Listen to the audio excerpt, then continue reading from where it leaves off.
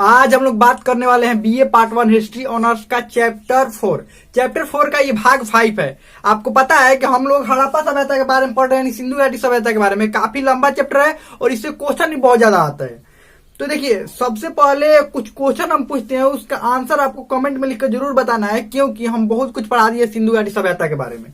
तो आपको उसका आंसर, कुछ क्वेश्चन पूछना है, उसका आंसर आपको लिखकर कमेंट में जरूर बताना है। चलिए, पहला क्वेश्चन क्या है? पहला क्वेश्चन है कि आपको पता है कि सिंधु घाटी सभ्यता से अन्नागार मिले हैं। अन्नागार कहाँ से मिले हैं? अधिकतर जगहों से अन्नागार मिले हैं, लेकिन मुख्य रूप से हम पढ़ते हैं दो जगह से, हड़प्पा और मोहनजोदड़ो। दोनों जगहों से अन्नागार मिले। अन्नागार मतलब अन्न रखने वाला जो गोदाम था, वो मिले हैं। तो आपको बताना है कि दोनों में से सबसे बड़ा अन्नागार कहां पर मिला था, हड़प्पा में मिला था या मोहनजोदड़ो में मिला था? पहला क्वेश्चन। दूसरा क्वेश्चन बताना है कि मोहनजोदड़ो का अर्थ क्या होता है। मोहनजोदड़ो का अर्थ क्या होता है और वो अर्थ किस भाषा में होता है? मोहनजोदड़ो जो है ये किस भाषा का शब्द है? मोहनजोदड़ो का अर्थ क्या है और ये किस भाषा का शब्द है? ठीक है। अगला क्वेश्चन क्या है कि हड़प्पा सभ्यता जो है, यानी कि सिंधु घाटी सभ्यता, इसका एक प्रमुख स्थल है हड़प्पा। ये किस नदी के किनारे है? जो हड़प्पा है वो कौन से नदी के किनारे है? ठीक है, ये क्वेश्चन हुआ। कुल 4 क्वेश्चन हुए और एक क्वेश्चन बता रहे हैं। ठीक है, इस क्वेश्चन का भी आंसर आपको देना है। आपको एक बंदरगाह का नाम बताना है, हड़प्पा सभ्यता के एक प्रमुख बंदरगाह का नाम बताना है। ये सारे क्वेश्चन का आंसर आप कमेंट में लिखकर बताइए, ताकि हमको भी पता चले कि आपको समझ में आ रहा है और आपको कुछ याद भी हो रहा है। तो चलिए हम लोग आगे बढ़ते हैं। और कोई भी आपको डाउट होता है तो कमेंट में पूछिए। कोई भी डाउट होता है, कुछ भी होता है, कमेंट में आप पूछ सकते हैं। चलिए आगे बढ़ते हैं हम लोग। हड़प्पा सभ्यता के बारे में और इनके जीवन के बारे में पढ़ रहे हैं। आपको एक बात समझना पड़ेगा, किसी भी समाज के बारे में अगर जानना है ना, किसी भी राज्य के बारे में, तो उसके पहले समाज के बारे में जानिए। समाज के बारे में 3-4 बातें अगर जान लेंगे ना, तो उसके पूरा चीज, सब कुछ समझ सकते हैं उस समाज के बारे में। जैसे सामाजिक जीवन, राजनीतिक जीवन, आर्थिक जीवन और धार्मिक जीवन। 4 तरह के उनके जीवन समझ लेंगे ना, तो पूरा सब कुछ उसके बारे में समझेंगे और कुछ जानने की जरूरत नहीं रहेगा। अब सामाजिक जीवन, तो आपको पता है सामाजिक जीवन में क्या, उसका समाज कैसा है, मात्र सत्तात्मक कि पितृ सत्तात्मक। तो ये सिंधु घाटी का जो समाज था वो कैसा था, मात्र सत्तात्मक था कि पितृ सत्तात्मक था? ये माना जाता है कि मात्र सत्तात्मक था, मात्र सत्तात्मक। और मात्र सत्तात्मक क्यों माना जाता है? क्योंकि यहाँ पर मात्र देवी की मूर्ति मिली हुई थी। और मात्र सत्तात्मक यहाँ राजनीतिक जीवन कैसा माना गया? लोकतंत्र था या राजतंत्र था? यहाँ पर दोनों में से किसी का ज्यादा साक्ष्य मिला नहीं है। खासकर तो राजतंत्र का तो बिल्कुल साक्ष्य नहीं मिला हुआ है। मतलब माना जाता था कि ये यहाँ पर लोकतंत्र के कुछ साक्ष्य मिले हुए हैं कि लोगों द्वारा अपने मत से कोई भी कार्य किया जाता था। जैसे कुछ लोग होते थे वो अपने मत से, मतलब मान लीजिए एक समिति बनाया गया, उसमें 20 लोग हैं, तो वो अपने मन से कोई भी कार्य करते थे। जैसे 20 लोगों में कोई भी काम करना है, कहीं पर कुछ भी बनाना है, तो वहां पर 20 लोग हैं। अब उसमें से देखेंगे कितने लोग 2 पक्षों में सहमत है। मान लीजिए कोई भी नया भवन बनाना है या नया अन्नागार बनाना है, नया गोदाम बनाना, ठीक है, नया अन्नागार बनाना है, नया अन्नागार बनाना है। तब 20 लोगों में वोटिंग होगी कि अन्नागार बनाया जाए कि नहीं बनाया जाए। तो 20 लोगों में अगर 11 लोग इसमें कह दिए कि हाँ अन्नागार बनाया जाएगा नया, और 9 लोग नहीं कहे, तो हाँ वाला 11 को है, क्योंकि हाँ वाला ज्यादा है और ये कम है, ये नहीं वाला जो है वो कम है, तो किसकी जीत होगी? हाँ वाला की, यानी नया अन्नागार बन जाएगा। ऐसे ही वोटिंग करवाकर एक समिति में पूरा सिंधु घाटी सभ्यता के लोगों से वोटिंग थोड़े करवाया जाता था, बस समिति बनाया जाता था। कुछ जो वहां के विद्वान लोग थे, एक अच्छे समाज की नेतृत्व करते थे। तो समाज में होता है ना, कोई भी गांव में होता है, एक प्रमुख होते हैं गांव के। प्रमुख का मतलब ये नहीं कि चुनाव लड़के जीते, नहीं, चुनाव लड़ने के अलावा भी ऐसे होते हैं गांव में जो प्रमुख के रूप में उनको माना जाता है। वो चुनाव नहीं लड़ते हैं, फिर भी उनको माना जाता है कि ये प्रमुख, उनको माना जाता है कि हाँ ये निर्णय लेंगे, वो सही निर्णय लेंगे। ठीक वैसे इन लोगों में भी था। 20 लोगों की समिति या 25 लोगों की समिति इनकी थी। मतलब ये उदाहरण के लिए 20-25 बोल रहे हैं, ऐसे समिति थी और उसके बाद निर्णय लिया जाता। राजनीतिक जीवन भी इनका खत्म हो गया, समझ लेते हैं। अब इनका आर्थिक जीवन, जो कि सबसे महत्वपूर्ण होता है। आर्थिक जीवन यही निर्धारित करता है कि कौन कितना धनी है, आर्थिक जीवन। इनका आर्थिक जीवन मुख्य रूप से 2 चीजों पर निर्भर था। कौन कौन सी चीजों पर निर्भर था? एक तो कृषि और एक ये व्यापार। मुख्य रूप से व्यापार पर भी निर्भर था, कुछ मात्रा में मान सकते हैं पशुपालन। उसके बाद धातु निर्माण भी करते थे ये लोग। फिर ये कपड़ा निर्माण भी करते थे,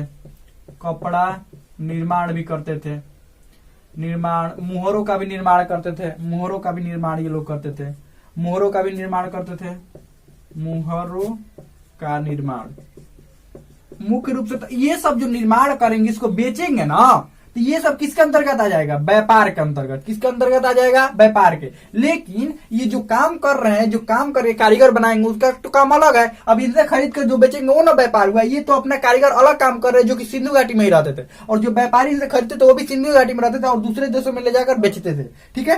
कृषि, अब कृषि जो करने वाले लोग थे, पशुपालन, ये कहाँ पर रहते थे? अंदर शहर में रहते थे। जो शहर बताया गया था हड़प्पा, हड़प्पा के बारे में बताया था ना, हड़प्पा शहर बताया गया, चारों तरफ से किला से घेरा हुआ था। उसके बाद अंदर बहुत अच्छे घर थे, ये अच्छी नालियां थी, अच्छी सड़कें थी। देखा, अंदर खेती होता था। अंदर कृषि कोई करेगा बताइए? शहर के अंदर खेती हो पाएगा? शहर के अंदर पशुपालन हो पाएगा? गाय भैंस शहर के अंदर रह पाएंगी? या जो भी बाकी और भी पशु थे, तो क्या शहर के अंदर रह पाएंगे? नहीं। तो उनका कहाँ स्थान था, क्या था, उसके बारे में भी हम लोग समझेंगे।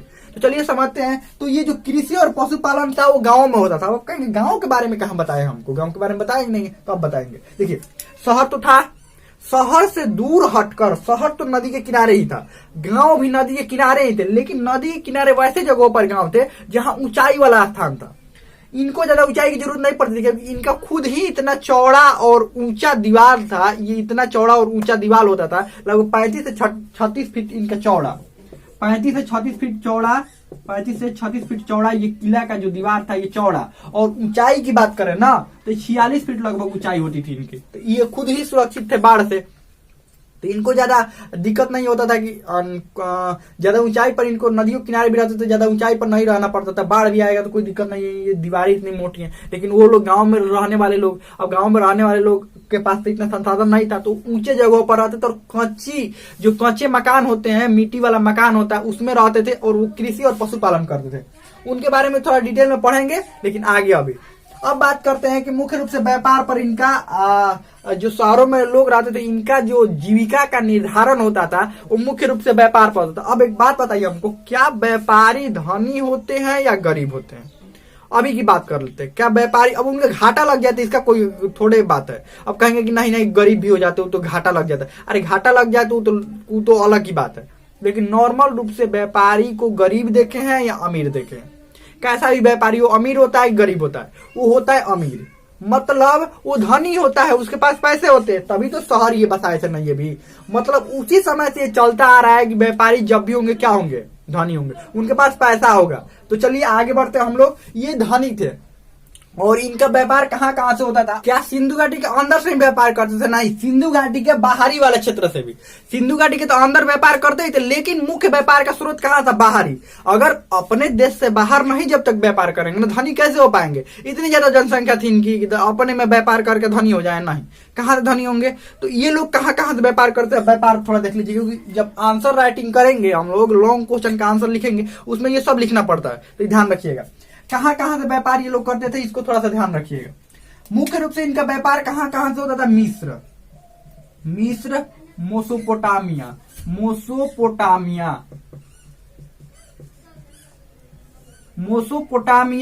उसके बाद ये ईरान वाला क्षेत्र, यहाँ से भी व्यापार ये ठीक ठाक। ये देखिए, व्यापार बहुत सारी जगहों से, लेकिन इन जगहों से व्यापार अधिक मात्रा में करते थे। अब आप कहेंगे कि आपको कैसे पता चला कि व्यापार यहीं से करते थे? ये बताए हैं सिंधु घाटी वाले लोग, बताए हैं कि हाँ व्यापार हम यहीं से करते थे, लिख कर भी गए हैं। जो लिख कर गए वो पढ़ा ही नहीं गया है, तो कैसे पता चल पाएगा कि व्यापार करते थे? मतलब अब तो क्वेश्चन होगा ना कि मान लीजिए वहां के आप वस्तुएं देखकर, वहां के रहन सहन, वहां उत्खनन हुआ तो वहां पर उनके रहन सहन और उनके घर देखकर आप बता दिए कि नाली इतना चौड़ा है, रोड इतना चौड़ा है, ये इतना चौड़ा है, यहाँ पर ऐसे लोग रहते थे, ऐसा स्नानागार है, ऐसा अन्नागार है, वहां पर देखकर तो बता दिया। लेकिन आप ये कैसे बता सकते हैं कि व्यापार मिस्र से ही होता था, ईरान से ही होता था, मेसोपोटामिया से होता था?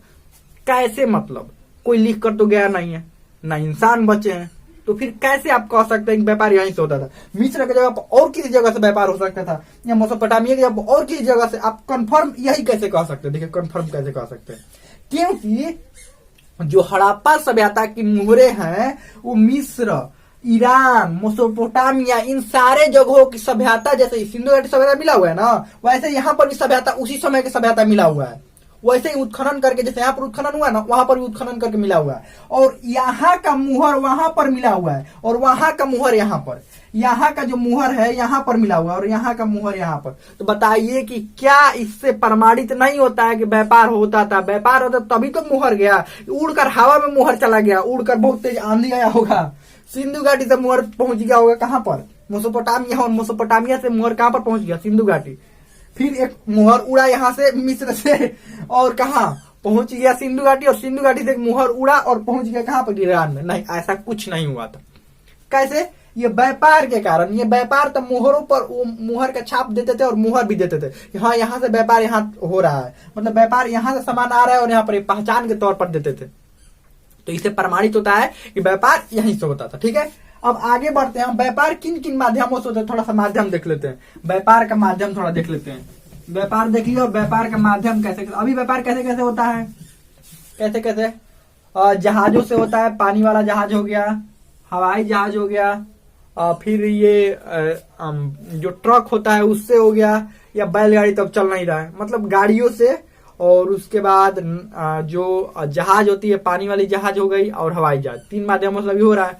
लेकिन उस समय व्यापार का माध्यम क्या था? व्यापार का माध्यम थोड़ा देख लेते हैं। व्यापार का माध्यम क्या क्या था? व्यापार का माध्यम क्या क्या था? व्यापार का माध्यम मुख्य रूप से 2 तरह से था। 2 तरह से व्यापार का माध्यम था। एक जल से, एक जल मार्ग और एक स्थल मार्ग। ये काफी आसान होता था। ये जो जल मार्ग था वो काफी इनके लिए आसान था। स्थल मार्ग थोड़ा सा डिफिकल्ट होता था। स्थल मार्ग में बैलगाड़ी मुख्य रूप से बैलगाड़ी से ही, और भी बहुत सारे था, लेकिन मुख्य रूप से स्थल मार्ग में बैलगाड़ी से ही व्यापार होता था। लेकिन जल मार्ग में क्या था, देखिए समझिए। सिंधु घाटी के सभी जो नगर है वो किसी न किसी नदी के किनारे है। नदियों में पानी ठीक ठाक रहता था, नदी में पानी की कोई समस्या नहीं थी। तो ये क्या करते थे, मान लीजिए सिंधु घाटी सभ्यता का कोई भी नगर हो गया, हड़प्पा हो गया या कोई भी नगर हो गया, और आपको पता है सब नदी एक दूसरे से मिला हुआ है। सब नदी देखिए, सिंधु और उसके आसपास की जितनी भी नदियां हैं, और सब सिंधु के सहायक नदी, आसपास की जो 7 नदियां कुल मिलकर होती है वो सब सहायक और एक दूसरे से जुड़ी हुई है। सब सिंधु में जाकर मिल जाती है। और सिंधु कहाँ से, फिर सब नदियां सिंधु में मिलती है और उसके बाद कहाँ, ये समुद्र में मिल जाती है। तो समुद्र में इनको अब व्यापार करना बहुत आसान हो जाता था, क्योंकि ये क्या करते थे कि ये नदी के किनारे इनके शहर तो है ही, तो एक जगह सामान यहाँ पर ला देते थे नाव पर, और नदी होते होते दूसरे जगह पर पहुंचा देते थे, फिर वहां से नदी होते होते तीसरे जगह, और उसके बाद समुद्र में उतरकर यहाँ पर ये ईरान, मिस्र, मेसोपोटामिया, ऐसे ऐसे जगहों पर क्या करते थे, उनके बंदरगाहों पर उतार कर और फिर वहां से पहुंचा देते थे आगे। मतलब ये एक मुख्य रूप से उनका साधन क्या था, जल मार्ग। अब आप कहेंगे जल मार्ग के स्थल मार्ग से भी तो कर सकते थे व्यापार। देखिए जल मार्ग में क्या फायदा था, स्थल मार्ग में क्या दिक्कत था। स्थल मार्ग में अच्छा रोड बनाना पड़ेगा, कहीं नदी पहाड़ आ जाएंगे बीच में तो ये दिक्कत हो जाएगी। बैलगाड़ी को पहाड़ पर चढ़ा सकते हैं? नहीं, बैलगाड़ी को पहाड़ पर नहीं चढ़ा सकते हैं। तो बताइए, पहाड़ पर जब नहीं चढ़ा सकते, नदी पार नहीं कर सकते हैं, तो इन लोगों को स्थल मार्ग काफी नुकसान हो जाता था।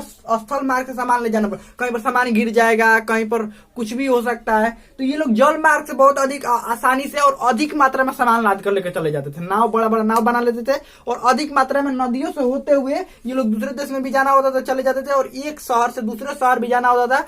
तो अधिकतर समय सहारा किस चीज के लेते थे, जल मार्ग के। अब देखिए स्थल मार्ग में ये भी दिक्कत है, कहीं रास्ता टूट गया तो कहीं कुछ हो गया, कहीं पानी ज्यादा हो गया तो कहीं ये मतलब बहुत सारा समस्या आ जाएगा। लेकिन जल मार्ग में कोई समस्या आएगा नहीं, कभी रास्ते नहीं खराब होगा, बस पानी रहना चाहिए। नदी में हमेशा पानी रहता ही है, उस समय वो सारी नदियों में पानी लगभग उस समय रहता ही था, तो ये कोई दिक्कत भी नहीं था। इसीलिए अधिकतर जो ये लोग व्यापार करते थे, ये कहाँ से व्यापार करते थे, ये जल मार्ग से। और इनके 2-3 थोड़ा बंदरगाह के नाम बता देते हैं।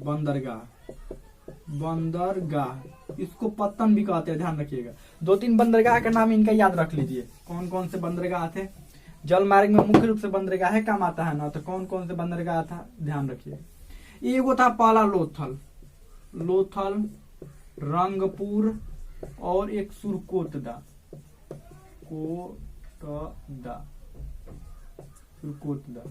ये 3 गो मुख्य रूप से बंदरगाह थे। ये मुख्य था। लोथल जो था वो सबसे प्रमुख बंदरगाह था, यहीं से अधिकतर व्यापार होता है। बंदरगाह तो समझते हैं ना, नदियों या समुद्रों के किनारे जहां पर नावें खड़ी होती है उस जगह को बंदरगाह कहते हैं। क्या कहते हैं उस जगह को, बंदरगाह कहते हैं। तो बंदरगाह मुख्य रूप से, और बंदरगाह को पत्तन भी कहते हैं, पत्तन। और एक और बात समझिए, एक गोदीवाड़ा भी कहते हैं। गोदीवाड़ा क्या होता है जानते हैं आप लोग?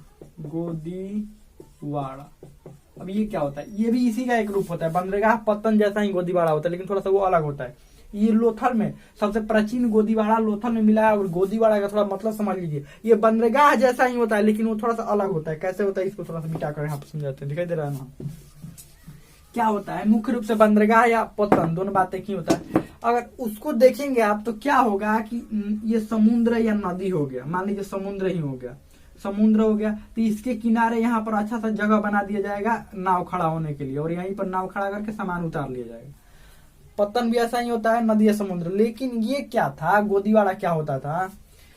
नदी या समुद्र हो गया ना, तो यहाँ से हटकर एक पतला सा एक नहर निकाला जाता था। क्या निकाला जाता था? पतला सा नहर। पतला एकदम पतला नहीं, एकदम थोड़ा चौड़ा, ताकि नाव उसमें चली जाए। कहाँ पर? इधर थोड़ा समझाते हैं, इधर इधर इधर इधर अच्छा समझ, इधर समझाते हैं क्या होता है गोदीवाड़ा, थोड़ा अच्छा से समझ लीजिए। क्या होता था, ये सबसे प्राचीन गोदीवाड़ा का साक्ष्य यहाँ लोथल से मिला हुआ है। अब ये होता क्या था, ये ध्यान समझिए, समझ लीजिए। ये समुद्र हो गया, ये समुद्र हो गया, ठीक है, ये सब समुद्र है, ये समुद्र है। तो क्या किया जाता था, यहाँ से एक पतला सा नहर निकाला जाता था। इधर भी समुद्र, इधर ये स्थल है, ये स्थल है, और ये तो मान लीजिए यहाँ पर बना दिए एक नाव खड़ा होने वाला, तो इसको तो बंदरगाह कहेंगे, बंदरगाह। लेकिन यहीं से एक नहर निकाल दिया जाता था, इधर नहर निकाल दिया जाता था, तो इस समुद्र के पानी के नहर में आगे बढ़ेगा ना, हम बढ़ेगा इधर से पानी इधर करके, और एक चौड़ा सा ऐसे बड़ा सा तालाब जैसा बना दिया जाता था, चौड़ा एकदम ऐसे इसी आकार में, या तो आयताकार या वर्गाकार आकार में बना दिया जाता था। और इसमें पानी भरा रहता था, हमेशा इसमें क्या भरा रहता था? पानी। ठीक नदियों किनारे भी ऐसा ही बना दिया जाता था। तो ये समुद्र के किनारे बना दिया जाता है ऐसे। अब ये समुद्र का पानी इसमें भर गया, इसमें भर गया। अब नावों को क्या किया जाता था, इसको नावों को इधर लाकर, अंदर लाकर, और यहाँ पर क्या किया जाता था, सामान को लाद दिया जाता था। यहाँ पर अंदर लाकर, यहाँ से मान लीजिए कभी समुद्र की ज्यादा लहरें आ गई तो दिक्कत हो जाएगी, लेकिन यहाँ पर समुद्र की ज्यादा लहरें नहीं आएंगी, तो ये नाव यहाँ पर लाकर यहाँ पर खड़ा कर दिया जाता था, और यहीं से सामान उतार कर लेकर चला जाता। अब इन नहरों से शहर के अंदर भी थोड़ा जा सकते। शहर के अंदर मतलब जो किला बना है वो उसके अंदर नहीं। अब समुद्र हर जगह तो नहीं जाएगा ना, तो इन नहरों से ही, नहर इतना चौड़ा था कि नहर में पानी भरा रहता था और अंदर तक पहुंचा जाता था। अब यहाँ पर सामान उतारिएगा तो बैलगाड़ी से यहीं से लेकर जाना पड़ेगा ना, लेकिन इन नहरों के माध्यम से और अंदर तक चले जाएंगे तो और कम ना मेहनत पड़ेगा। तो यहाँ पर क्या करते थे, यही गोदीवाड़ा होता था, इसी को गोदीवाड़ा कहते हैं, ठीक है। और इसका उपयोग कहाँ कहाँ भी होता था, देखिए अब नदियों के किनारे जो बनाया जाता था, नदियों के किनारे मुख्य रूप से नदियों किनारे, तो नदियों का जो पानी है वो सिंचाई के लिए भी उपयोग किया जाता था। मान लीजिए कभी वर्षा कम हो गया तो ये यहाँ से नहर निकाल दिया जाता था और ये खेतों की सिंचाई भी हो जाती थी। समझ में आ गया गोदीवाड़ा क्या होता है? जल मार्ग समझिए, व्यापार का माध्यम भी समझिए, व्यापार कहाँ कहाँ से होता था और किस चीज का व्यापार होता है ये भी थोड़ा समझ लीजिए। क्या कौन कौन सी वस्तुओं का व्यापार होता था, कौन कौन सी वस्तुओं का व्यापार होता था? वस्तुएं, कौन कौन सी वस्तुएं का मुख्य रूप से व्यापार होता था? देखिए व्यापार किस किस चीज का होता था। सूती कपड़ा का, सूती कपड़ा, मुहरों का व्यापार होता था, मुहरों, माप तौल वाला बटखरा, बटखरा, माप तौल वाला बटखरा का भी व्यापार होता था। धातुओं का विभिन्न धातुओं का भी व्यापार होता था। ये अनाज का भी व्यापार होता था। अनाज में जौ और गेहूं थे, जौ और गेहूं का भी व्यापार होता था। और भी बहुत सारी चीजें, कीमती पत्थरों का भी व्यापार होता था, लकड़ियों का भी व्यापार होता था, लेकिन मुख्य रूप से यही सब व्यापार होते थे। ठीक है, व्यापार के बारे में तो इनके समझ लिए, इनका व्यापार कैसा था, क्या था, ये सब समझ लिए। अब थोड़ा इनके बारे में थोड़ा सा समझ लेते हैं। व्यापार तो समझ लिए, व्यापार मतलब कौन कौन सी वस्तुएं थी, क्या थी, कैसे कैसे व्यापार होता था, ये सारे व्यापार समझ लिए। कौन कौन सी जगह से व्यापार होता था, इनके अब थोड़ा धार्मिक जीवन के बारे में समझ लेते हैं। व्यापार समझ लिए और थोड़ा सा धार्मिक, इनका धर्म कैसा था, धार्मिक जीवन इनका कैसा था।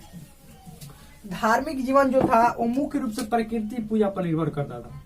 धार्मिक जीवन ये मुख्य रूप से प्रकृति की पूजा करते थे, प्रकृति, प्रकृति यानी नेचर, नेचर जो है ना प्रकृति, आसपास में जो भी दिखाई देता है, पेड़ पौधे, पशु पूजा, ये सब की पूजा ये लोग करते थे। मतलब त्योहार भी मनाते थे, पूजा भी करते थे, ये सब की पूजा ये लोग करते थे। मुख्य रूप से ये प्राकृतिक पूजा करते थे, प्रकृति पर ही निर्भर थे। खेती भी ये लोग करते थे। अब ये लोग शहरों वाले की बात नहीं कर रहे हैं, जो गाँव में रहते थे वो खेती भी करते थे। तो मुख्य रूप से इनका जो ईश्वर को जो मानते थे वही पेड़ पौधे हो गए, उनकी पूजा करते थे। फिर ये जो पशुओं को भी पूजा करते थे, इन सब की पूजा करते थे। धार्मिक मान्यता इनकी ऐसी, ठीक है। इनके धार्मिक जीवन के बारे में भी हम लोग समझ लिए, ठीक है। और इनको भरोसा ये भी था कि परलौकिक इहलौकिक भी भरोसा था। परलौकिक इहलौकिक का मतलब इस लोक और दूसरे लोक, और पुनर्जन्म में भी इनको भरोसा थोड़ा थोड़ा दिखता है कि पुनर्जन्म में भी इनका भरोसा था। कैसे है? मृत्यु के बाद जब कोई व्यक्ति को ये लोग दफनाते थे, और अंतिम संस्कार की कई विधियां थी, 2-3 विधियां थी, दफनाना और भी बहुत सारी विधियां थी। तो ये लोग जब व्यक्ति को दफनाते थे तो क्या करते थे समझिए, व्यक्ति तो था वहां पर, उनके खाने पीने का भी सामान मिला हुआ है, व्यक्ति के साथ उनके खाना का सामान, जो बर्तन वर्तन सब उसी में दफना दिया गया। मतलब इनको भरोसा था कि मृत्यु के बाद भी जीवन होता है और उनको भूख भी लगती होगी अंदर, तो इसीलिए खाना वाना रख देते थे। या इंसानों के साथ कुत्तों को भी दफना देते थे, उनका जो पशु था उनको भी क्या करते थे, दफना देते थे। तो इनको ये भी भरोसा था कि पुनर्जन्म भी होता है, ये सबके थोड़ा भरोसा था इनको। तो धार्मिक जीवन भी समझ लिए इनके। अब थोड़ा सा समझ लेते हैं इनके गाँव के बारे में। गाँव के बारे में थोड़ा समझ लेते हैं। गाँव के बारे में, गाँव कहाँ होते थे? शहरों से दूर हटकर होते थे, नदियों के किनारे। कहाँ होते थे? नदियों के किनारे। नदियों के किनारे, किनारे ऊंचे स्थान पर, ऊंचे स्थान पर। और इनकी कच्ची मकान थी, मिट्टी के मकान थे, कच्चे मकान थे इनके, कच्ची मकान। और ये मिट्टी के मुख्य रूप से और बांस के सहारे ये लोग खड़ा करते थे। मिट्टी और बांस के सहारे ये लोग क्या करते थे, खड़ा करते थे उन मकानों को, ठीक है। और इनका जो मुख्य व्यापार था, ये मुख्य इनके कार्य था, व्यापार नहीं, मुख्य कार्य था कृषि था। कृषि, पशुपालन में तो बताए ही हैं, पशुपालन। अब ये क्या कर रहे थे, ये अनाज उपजा कर, अब ये लोग भी नदियों किनारे रहते थे। और आपको पहले ही बताएं कि जो सिंधु और हड़प्पा सभ्यता, हड़प्पा का और मोहनजोदड़ो दोनों शहर है, दोनों का अन्नागार नदियों के किनारे ही बनाए गए थे। देखिए ऐसे शहर नदी किनारे था, लेकिन खास कर नदी का वो वाला हिस्सा जो किनारे, मान लीजिए शहर बनाया गया, यहाँ पर नदी है, ठीक है, ये नदी गुजर रहा है और शहर नदी के किनारे ही है। तो अन्नागार यहाँ पर न बनाया जाता था, यहीं पर बगल में ही, यहाँ से गेट हो गया, यहीं से बगल में ही यहीं पर बनाया, ताकि जो भी नदियों से अन्नागार यहाँ से आए, नाव के माध्यम से आए, यहीं पर रखा जाए। और ये लोग भी नदियों के किनारे थे, अपना जो भारी मात्रा में अन्न है वो किससे लेकर जाते थे, नदियों से, नाव के माध्यम से ये लोग पहुंचाते थे वहां पर नगरों में बेचते थे। और वहां से अपने जरूरत के जो भी सामान होते थे, कपड़े या कुछ भी धातु के कोई भी सामान हो गया, इस सारे सामानों को क्या करते थे, ये लोग लेकर आते थे। अपने कृषि करने के लिए औजार भी कई प्रकार के लोग रखे थे। तो ये लोग अपने जरूरत का, ये लोग कृषि वाला जो सामान है वो पहुंचाते थे शहरों में, और शहरों से अपना जरूरत का, मतलब इनकी गाँव का जरूरत शहर पूरा करता था और शहर का जरूरत गाँव पूरा करता था। ये गाँव थोड़ा हटकर था, कहां से, शहरों से थोड़ा हटकर गांव था। इतना समझ लीजिए। अब इनके बारे में थोड़ा समझते हैं कि आखिर ये नष्ट कैसे हो गए। ये आखिर इतनी बड़ी अच्छा सभ्यता थी, सब कुछ अच्छा था, ये नष्ट कैसे हुए, थोड़ा इनके बारे में थोड़ा समझ लेते हैं, थोड़ा मिटा देते हैं।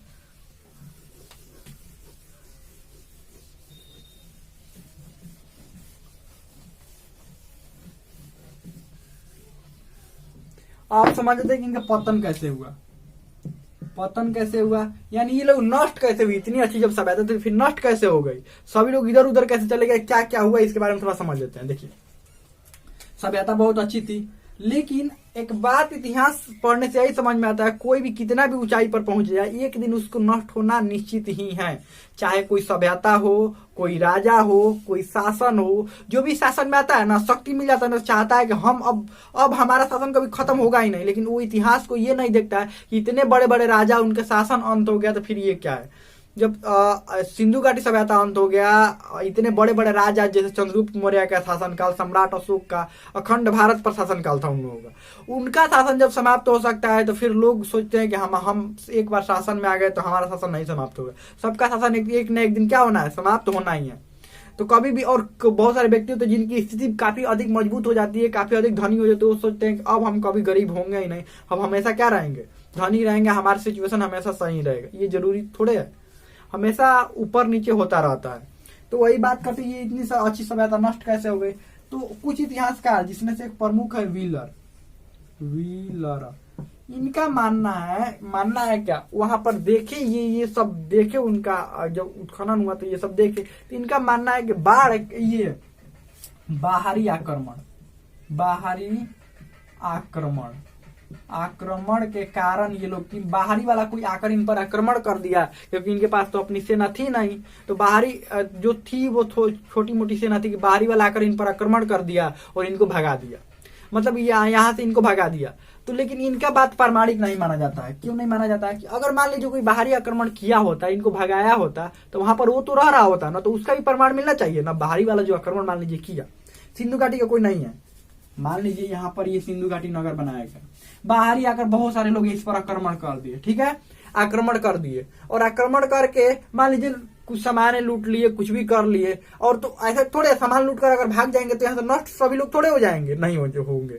लेकिन इनका मानना है कि नहीं, बाहरी आक्रमण हुआ और यहाँ पर बाहरी और सभी लोग, ये लोग भाग गए सिंधु घाटी वाले, तो वो लोगों को तो यहाँ पर रहना चाहिए ना, जब भगा दिए यहाँ से तो रहना चाहिए, तो उनका भी कुछ प्रमाण ज्यादा नहीं मिल पाता है। और युद्ध का भी ज्यादा प्रमाण कहीं कहीं से मिलता है, कहीं कहीं लड़ाइयाँ हुई हैं, ये जैसे मोहनजोदड़ो में जो मिला हुआ है, मृतकों का टीला मिला हुआ है, वहां पर माना जाता है कि लड़ाई थोड़ी बहुत हुई है, लेकिन पूरी तरह से इस बात से सहमत नहीं हो जा सकता है कि हाँ बाहरी वाला आक्रमण कर दिया था इसीलिए सभ्यता नष्ट हो गई, नहीं। तो दूसरा क्या मत है, जॉन मार्शल, जो कि निर्देशक थे इसके जब उत्खनन हो रहा है, जॉन मार्शल, इनका कहना था कि ये बाढ़ के कारण, इनका ये जो नष्ट हुए वो बाढ़ के कारण हुए। अब बताइए, इतना मोटा मोटा तो दीवार बनवाए थे, फिर भी बाढ़ तो बाढ़ है ना, मोटा दीवार बनाए, कुछ भी प्रकृति तो प्रकृति है, पूरा बारिश होने लगेगा और बाहर से भी पानी भर जाएगा, अंदर से तो फिर दिक्कत हो जाएगा ना।